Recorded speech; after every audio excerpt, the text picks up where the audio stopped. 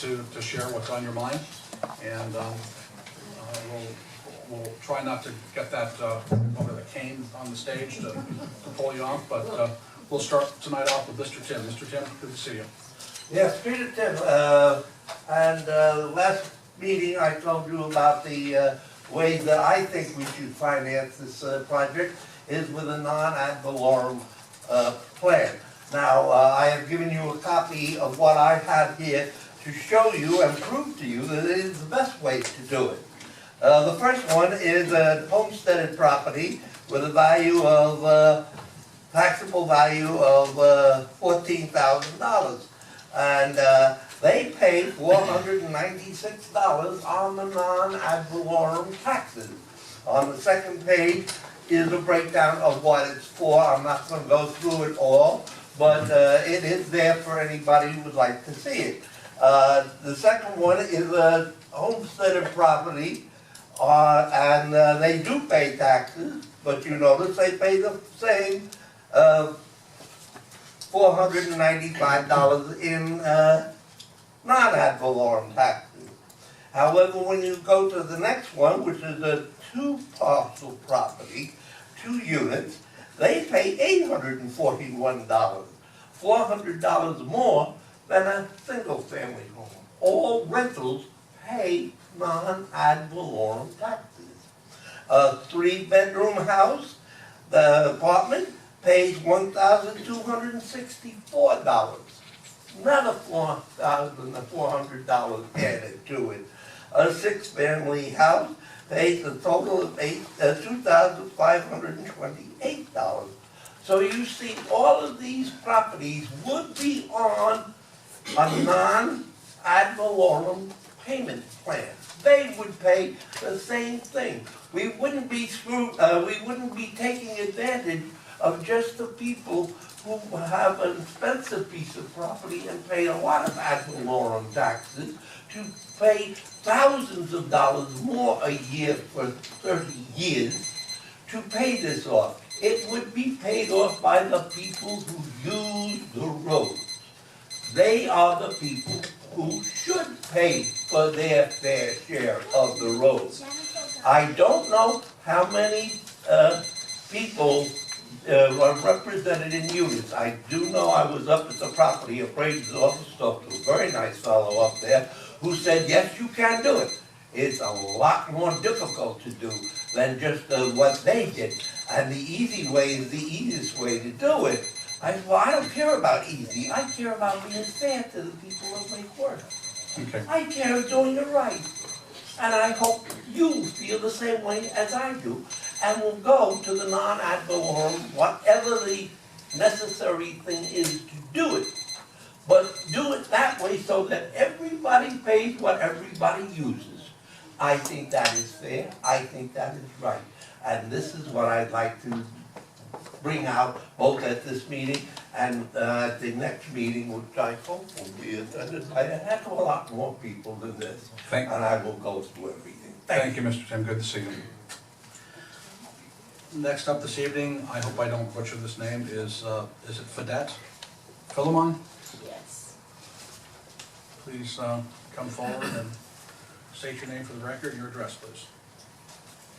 Unagendaed Philemon.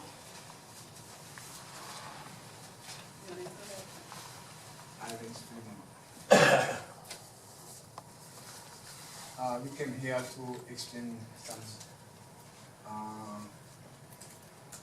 I have this in my hand. They give. I got my house. I went it. Before I went it, I went to city to get the permit for it. They asked me to get permit to have it, to rent it. When I went there, then they need inspection first. The inspector, what's his name? Wolo. He went over there to give me this list.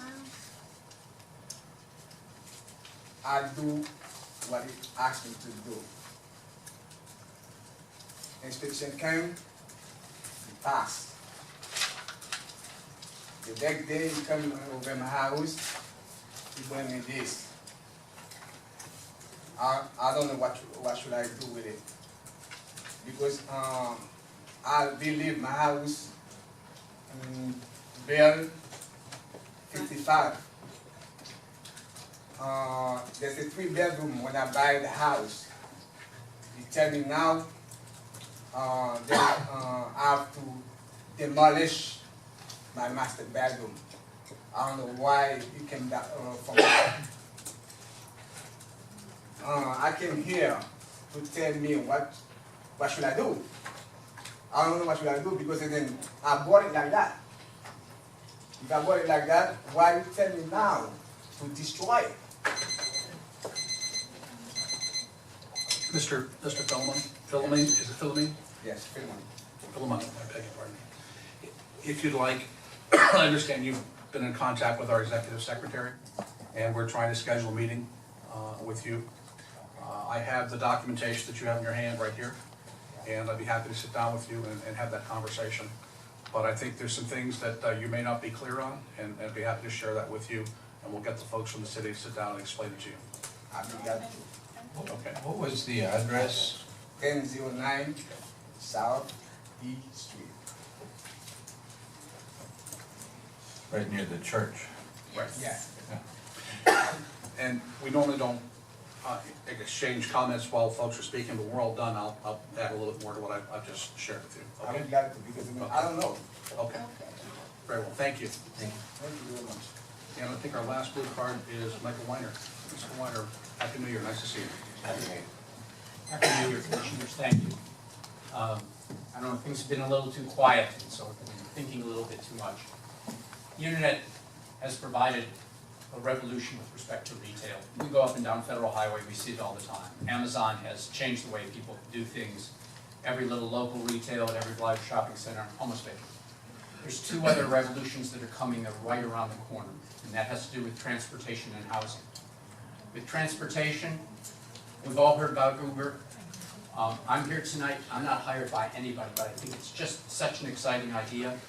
The simple fact is that most of the regulations, most of the municipalities discourage anything like that, not encourage it. Yet we have HOV lanes, and we're building this and we're building that, and right in our own midst is a way of decreasing traffic on our highways, and yet, instead of being welcome, they find themselves with all sorts of problems with local ordinances. The other thing is in housing. Airbnb, it's everywhere now. If you don't know it, all your residential communities are having homes that are rented out, sometimes on a daily basis, if not a weekly basis. I'm not troubled by that, it's going on anyways. The question is whether or not that can be harnessed by a town that's tourist-oriented in a way that if they put together housing and transportation in their regulations, becomes all of a sudden at the peak, at the top of a couple of internet revolutions. And then you talk about having to spend money, everybody wants to be Silicon this and Silicon that. You show that you're willing to welcome 2 new ideas. Now they gotta be governed, I get it. And I'm willing to devote time to any, though I don't want it to get bogged down in too many committees don't always get to a point, but I'm willing to devote some time. I think this is a progressive town. I think you're ready to take on something. You don't have to write a lot of checks. All you gotta do is look at your ordinances. Maybe you'll attract a lot of technologically competent people who say, that's the kind of city I want to live in. Think about it. Thanks very much. Thank you, Mr. Weiner. Any comments? Let's start with Commissioner McCoy. I guess the first one would be with respect to the Philemon family. I hope that we can get it resolved. As you may know, we have a lot of issues with difficult buildings, houses in town, and we've all collectively worked hard to try and improve code enforcement. Generally, that's a good thing, but sometimes it does create problems for some individual owners. Hopefully, we can come to a resolution that works for both the city and you. With respect to Mr. Weiner, I think it is, yes? I have to say that I think the points that you're making are pretty sensible points. Definitely many things are changing. A lot of purchases are no longer made in brick and mortar storefronts. A lot of stuff is moving to internet. I'm sure all of us have ordered from Amazon or somebody else. We have to work with that. And you're quite right that there are big changes in the world of taxis and transportation. We should make sure that we are at least not as a city standing in the way of that. And I completely agree with the idea that we can market this city as a forward-thinking, fairly progressive place that wants businesses in. So I have no problem with that. I have myself stayed in England in an Airbnb situation. It was in a residential neighborhood. Other than the fact that I had to haul my suitcase. Okay, don't anybody repeat this, but I had to haul my companion's heavy suitcase up a narrow stairway. It worked fine. And I understand that there are issues with neighbors and things, and we've got to have some degree of regulation on it. But I would agree that, you know, we should be looking at forward ways that we can improve our community for tourism. So, thank you for presenting those ideas. Mr. Amoroso. Yeah, in reference to 1009 Southeast Street, Vice Mayor, I would assume that you will follow through with that and help these people. Again, Commissioner McCoy, you had mentioned different codes and different things. Unfortunately, when people buy property, they're not always buying what they think they're buying. And I don't know how to bridge that gap between the realtors and the actual buyers, because sometimes, and we get a lot of that in Lake Worth, because over the years things have been done without permits and restructured. So you bought a 3-bedroom house thinking it was a 3-bedroom house, and it's not necessarily under our ordinance because things have happened. So hopefully we can figure out how to fix that problem. Mr. Weiner, I totally agree with you. I'd like to carry on the conversation a little bit more. I've always been a supporter of Airbnb, especially in the city of Lake Worth, where we lack in places for people to stay. I am concerned, however, about, you know, single-family homes and things and how that affects the neighborhoods. But I think we can all work together with the right ordinances and moving the city forward. I am in retail, and unfortunately, we lose a certain amount of money to the internet. And as the city grows, you know, we need to find a happy medium and also work on building our federal highway, our Dixie Highway, with sustainable, taxable, smart growth to move the city forward. Thank you. Commissioner Zerdy? Thank you, Vice Mayor. I think the same thing, and I've run into that issue with some projects in the city as well, that people do buy things and come up with issues unbeknownst to them, and all of a sudden they find this out. I can tell you that I know that the attitude at the city is to try to help you resolve these things. Of course, Vice Mayor is going to interject in there, but those things come up, and it really should be something that's a little more researched when the house is being purchased sometimes, and it doesn't get revealed. So it's a tough situation there that we should try as a city to recognize that and find a reasonable way to resolve that. So I'm not going to destroy your house or ask you to tear it apart. But there's some issues here that come to mind myself. And then lastly, of course, Mr. Weiner's suggestions. You know, we have overlays in our city with historic districts on top of other zoning districts, and it causes some complications from time to time. We've worked pretty hard to resolve those issues, which we would call transitionary zoning. I spend a lot of time in different cities with all those different kind of issues. This type of housing possibly may be a way of buffering the relationship between the higher density areas and single family. That might be a location where we might research that a little bit more and look for that as an opportunity to create a buffer range in there, kind of a little overlap. It's not unusual to have overlays in cities. Many of them have that as well. You just have to be clear.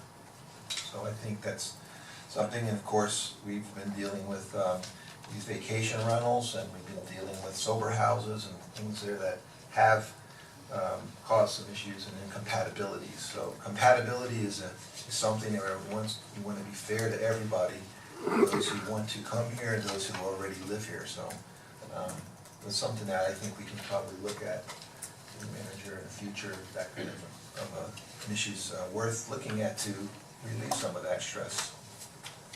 Thank you. Thank you, Commissioner. And to piggyback on the term used, incompatibility, that is a big concern. You know, first it was vacation rentals, and then it was sober homes. You know, the internet is a wonderful, wonderful invention. It's a great tool. It's you know, fundamentally changed all of our lives in one way or another. But I'm a little more pragmatic about it. You know, the reality of it is, governments around the United States are trying to embrace the technology the internet provides and the business opportunity that it provides. But I think we're having trouble with that because these businesses are operating and they're not necessarily collecting and remitting the fees, the taxes that normally would be collected and remitted if you opened up a brick and mortar business. Now, on its face, it sounds like the government's being the big meanie because we're looking for every penny that we can get or every tax we can get, and that's couldn't be further from the truth. Folks need to remember that here in the state of Florida, for example, we don't have a personal income tax, we don't have a city tax, local income tax, and the revenues that our municipalities use to run our cities are largely dependent on shared revenues from the state of Florida. We have 400 some municipalities here in the state of Florida that each gets a piece of the 6% sales tax annually and the gas taxes and things like that. So imagine, if you will, for a moment, as the internet proliferates and more great ideas come out in terms of business models, and everybody's operating kind of hiding behind the internet, and nobody's collecting the sales tax. And these folks that are setting up these internet-based businesses and the people that are participating in these businesses are not getting their business licenses. Well, it won't take too much longer, but we're all scrambling for what we can right now to put our budgets together annually. Can you imagine what it's going to be like in the next few years if we don't embrace this technology and find a way to collect the fees and the taxes that are due? And that's really my angle when it comes to, you know, the Ubers and the Airbnbs and Amazon.com. And Mr. Weiner, thank you so much for bringing it to our attention. I'd love to have a conversation with you about that. I've got some, you know, the League of Cities, Florida League of Cities, this is high on the priority list this year to deal with. And I think you're going to hear a lot more from the state and the federal government on these business models. As far as the folks, and I couldn't agree more, there have been so many folks over the years who purchased property in the city of Lake Worth and they didn't get what they thought they were buying. And it puts the city in a bad spot because we have to enforce our laws, we have to enforce our ordinances. And it's unfortunate. But we can't just say, well, you know, you had some bad luck, so we're gonna let you go. But let's have that conversation, come to City Hall, bring your documentation, we'll sit down, see what we can do, see if there's something we can do to make the transition and you know, everybody gets what they want. Let's see what we can do along those lines. So, any further comments? Commissioner McFoy? Just a quick one. I think we've talked here with the ideas that Mr. Weiner put forward. We've talked about sober houses, we've talked about vacation rentals, and then Airbnb. I can see an obvious comparison with vacation rentals and Airbnb. They're very similar, it's just Airbnb is organized on the internet a certain way. Sober houses, I think we might want to keep that a little bit separate from the discussion, because that's a very different business model, it's a very different clientele. It has some issues of regulation that are quite different from vacation and tourist kind of things. Possibly some people think they're coming to a sober house for tourist reasons, but I don't think we think that. So I think we want to differentiate a little bit between those as we think about how to regulate, how to help support and balance, as Commissioner Zerdy mentioned, the folks who are coming in and want to start a business with the folks already here, which he's very right that we have to balance those interests. Well, the term was compatibility, and that's why I lumped sober Yeah. homes in with, you know, I think we agree that, you know, Compatibilities. I heard it once said, Congressman Frankel said it, and I think very well. She goes, you know, the concept of sober home is not a bad thing. If you have one sober home that's run well in a neighborhood, it's not a big great. deal. Yeah. But when you have 6 of them on a block, it might be a problem. And when they're flying under the radar, and it really, all we're talking about here is compatibility. Whether it's an internet-based business or sober homes, It's all about compatibility, it's all about people who purchase their homes at some point in their lives, the biggest investment for many people in their lives, and then things change and people start setting up shop next door, and it changes their quality of life, and these are all things that we need to address, and we need to sort these out, so hopefully we'll find some resolution going forward. All right, next up, we'll have approval